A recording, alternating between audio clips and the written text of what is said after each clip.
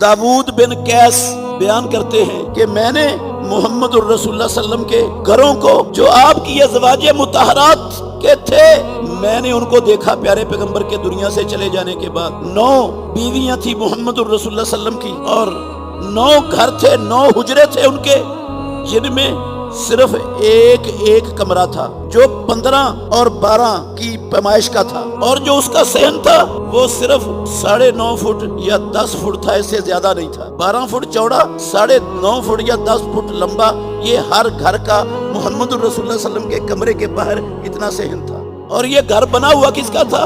खजूरों के पत्तों से, खजूरों की टहनियों से मोहम्मद रसूलुल्लाह सल्लम के घरों की दीवारें बनी हुई हैं। बीच में खजूरों के तनों के सुतून है, ईंटों की जगह पर, पत्थरों की जगह पर वो खजूरों की शाखों और पत्तों की जो है ना, उनको जोड़कर घर बनाया हुआ है।